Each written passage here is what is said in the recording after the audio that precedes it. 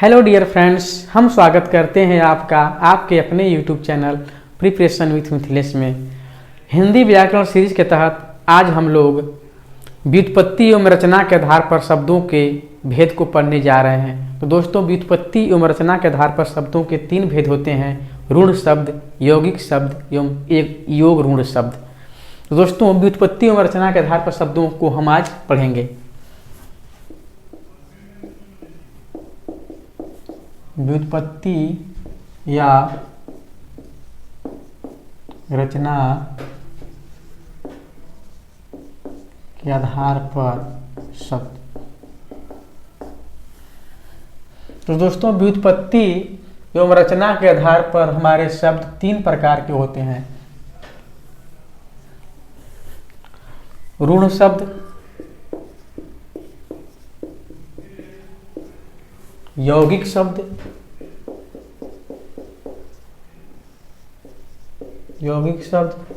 और तीसरा योग ऋण शब्द।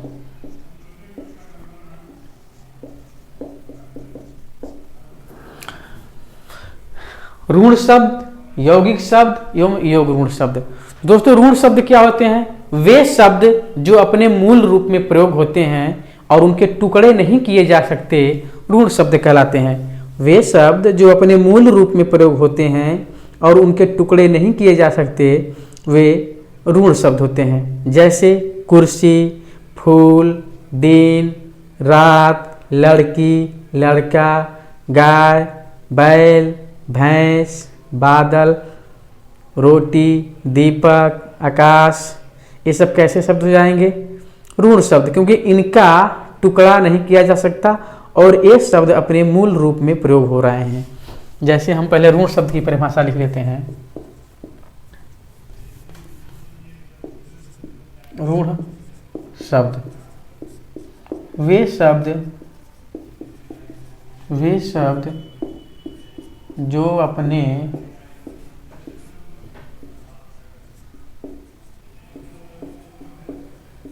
मूल रूप में प्रयोग होते हैं और वे शब्द जो अपने मूल रूप में प्रयोग होते हैं और उनके टुकड़े वे शब्द जो अपने मूल रूप में प्रयोग होते हैं और उनके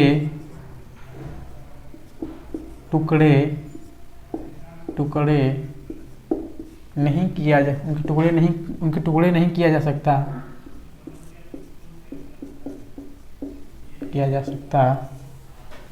ऋण शब्द कहलाते हैं। ऋण शब्द कहलाते हैं वे शब्द जो अपने मूल रूप में प्रयोग होते हैं और उनके टुकड़े नहीं किया जा सकता, ऋण शब्द कहलाते हैं। जैसे कुर्सी,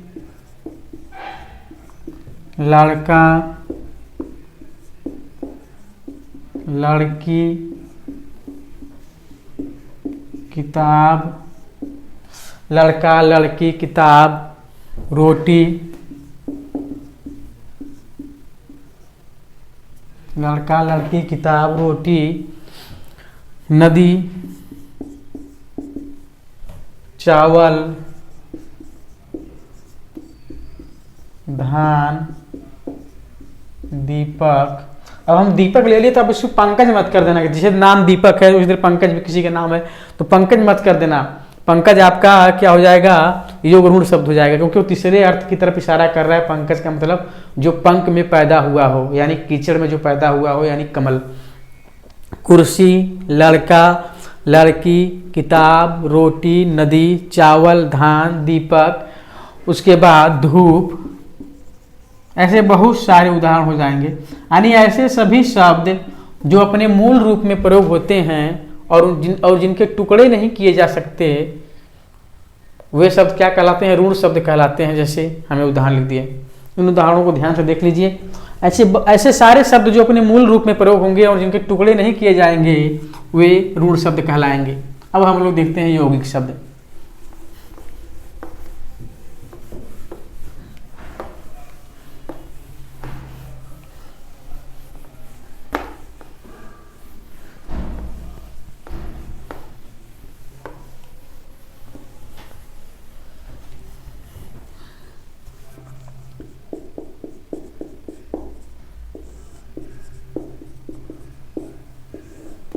यौगिक शब्द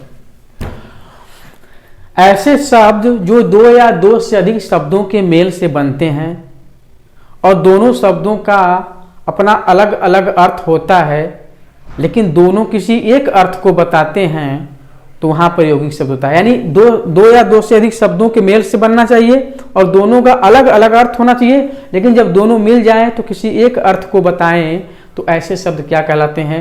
यौगिक शब्द कहलाते हैं। संधि के सारे उदाहरण, ठीक है, संधि के सारे उदाहरण, समास के सारे उदाहरण, उपसर्ग और प्रत्यय के समस्त उदाहरण यौगिक शब्द कहलाएंगे।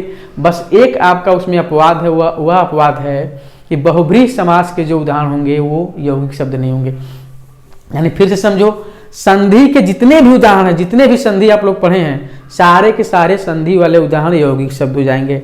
सारे के सारे उपसर्ग वाले संधि हो जाएंगे, सारे के सारे प्रत्यय वाले क्या हो जाएंगे? यौगिक शब्द हो जाएंगे। और सारे के सारे समास के उदाहरण क्या हो जाएंगे? यौगिक शब्द हो जाएंगे, सिवाय एक को छोड़कर, और वह है बहुब्रीहि समास। दो या दो से अधिक शब्दों के मेल से बनने वाले शब्द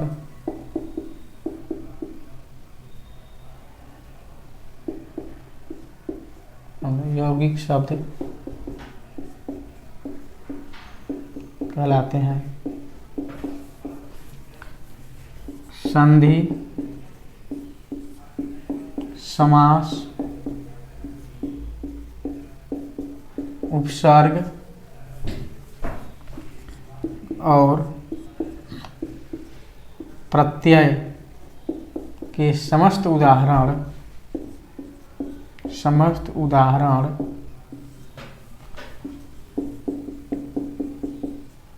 यौगिक शब्द होते हैं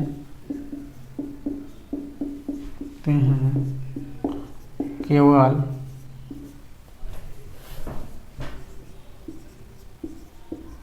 बहुब्रीहि समास को छोड़कर। दो या दो से अधिक शब्दों के मेल से बनने वाले शब्द यौगिक शब्द कहलाते हैं। संधि, समास, उपसर्ग और प्रत्यय के समस्त उदाहरण, संधि, समास, उपसर्ग, प्रत्यय के समस्त उदाहरण यौगिक शब्द कहलाएंगे, सिवाय बहुब्रीहि समास को छोड़कर। जैसे हिमालय, हिमालय, हिमालय किससे मिलकर बना है? हिम प्लस आलय से, तो यहाँ पर क्या हो जाएगा? ये हो जाएगा आपका यौगिक शब्द। प्रधानमंत्री, प्रधानमंत्री, ये क्या हो जाएगा? प्रधान प्लस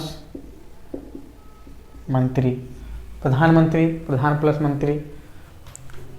अभ्यारण्य, अभ्यारण्य, इसका क्या हो जाएगा? अभय प्लस अरण्य, अभय प्लस अरण्य क्या हो जाएगा? अभ्यारण्य। विद्यालय, विद्यालय क्या हो जाएगा? विद्या धन आलय, विद्यालय, विद्या धन आलय। दीपावली, दीपावली क्या हो जाएगा? दीप धन अवली। दोस्तों अवली माने क्या होता है? पंक्ति। अवली माने पंक्ति, दीप माने दीप तो होता ही है, दीप माने दीपक होता ही है, दीप माने दीपक। दीपावली, दीप धन अवली, अवली माने पंक्ति होता है, दीपक माने जो हम लोग दिया रखते हैं। होली दीपावली में आप लोग देखे होंगे दिया की, दीपक की एक पंक्ति लगा दी जाती है, तो दीपावली ही होता है दीपों की पंक्ति। दीपावली के त्यौहार में दीपों की पंक्ति लगाते हैं, दीप धन अवली। यानी संधि, समास, उपग्रह एवं उपसर्ग एवं प्रत्यय के समस्त उदाहरण क्या कहलाएंगे? यौगिक शब्द कहलाएंगे, सिवाय बहुब्रीहि समास को छोड़ करके। अब दोस्तों अब हम लोग देखते हैं योग ऋण शब्द।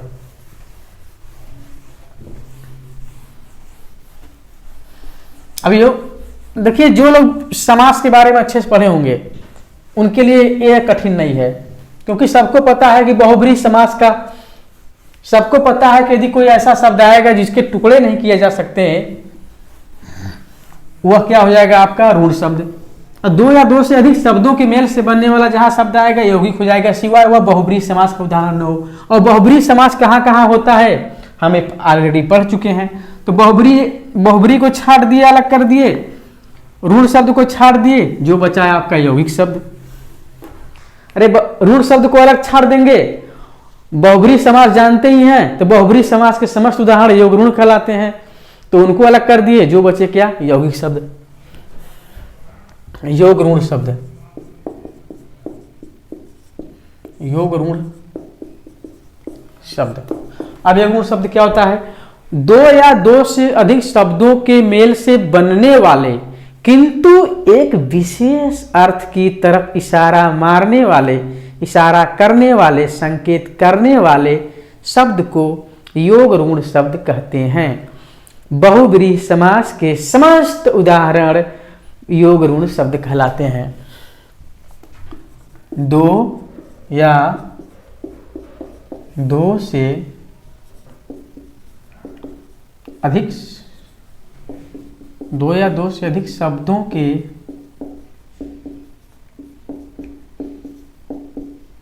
मेल से बनने वाले तथा किसी विशेष अर्थ की तरफ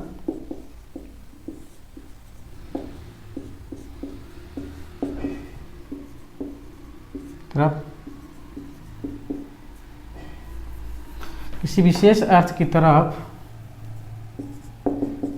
इंगित करने वाले शब्द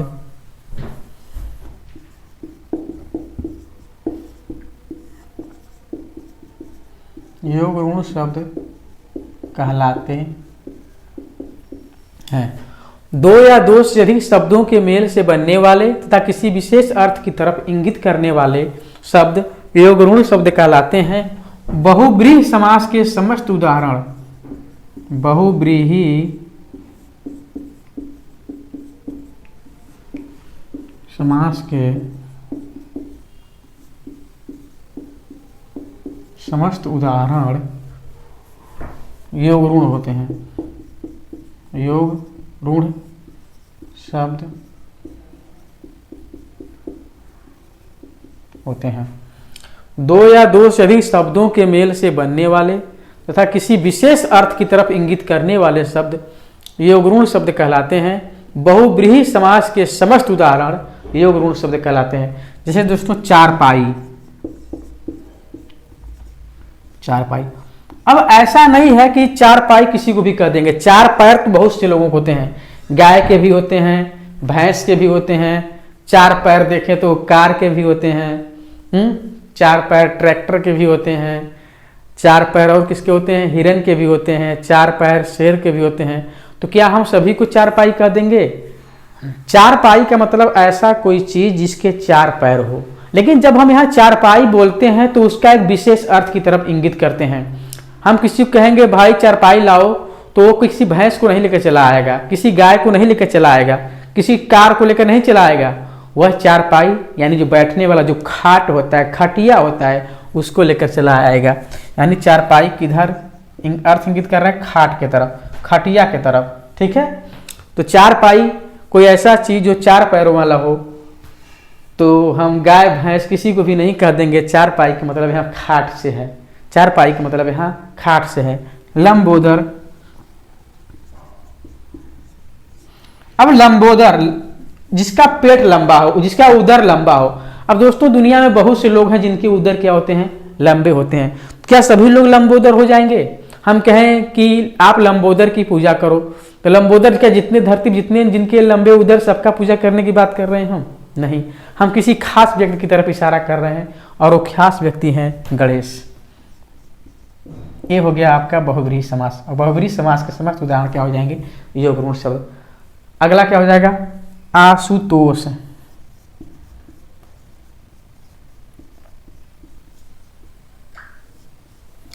आशुतोष।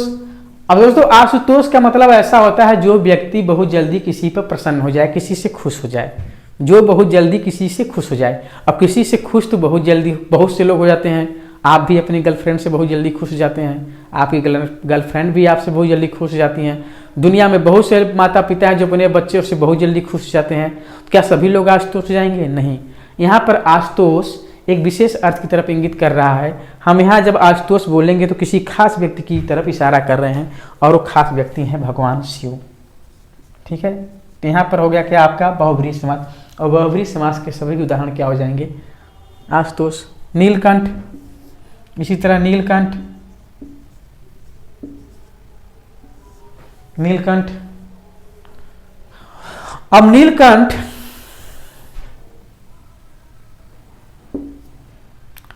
नीलकंठ जो है हम लोग किसको कहते हैं? क्या किसी को भी नीलकंठ कह देंगे? नीलकंठ किसको कहते हैं? नीलकंठ एक चिड़िया भी होता है, लेकिन यहाँ पर हम नीलकंठ बोले तो किसकी तरफ कहेंगे? भगवान शंकर को। तो एक क्या हो जाएंगे आपके बहुब्रीहि समास, नीलकंठ। जलज या पंकज। पंकज दुनिया में बहुत से लड़कों का नाम है। क्या इसका हम उस लड़के की तरफ इशारा कर रहे हैं? नहीं। पंकज बोल रहे हैं तो पंकज का मतलब क्या होता है? कमल। ये भी क्या हो जाएगा? योगरूढ़ शब्द। दशानन। खैर 10 आनंद तो इस दुनिया में केवल एक ही था, वह है रावण। तो रावण की तरफ हम केवल रावण को ही दशानन बोल सकते हैं इस दुनिया में, और बाकी किसी को दशानन नहीं बोल सकते हैं। तो रावण की तरफ इशारा कर रहा है दशानन, तो क्या हो जाएगा? बहुब्रीहि समास। बहुब्रीहि समास का समस्त उदाहरण योगरूढ़ शब्द। तो दोस्तों आप लोगों ने ऋण शब्द, यौगिक शब्द और योगरूढ़ शब्द को अच्छे से समझा होगा, हम ऐसा विश्वास कर सकते हैं, ऐसा उम्मीद कर सकते हैं कि आप लोगों को ये सेशन पसंद आया होगा। तो दोस्तों आज के लिए बस इतना ही। तब तक के लिए आप सभी को जय हिंद।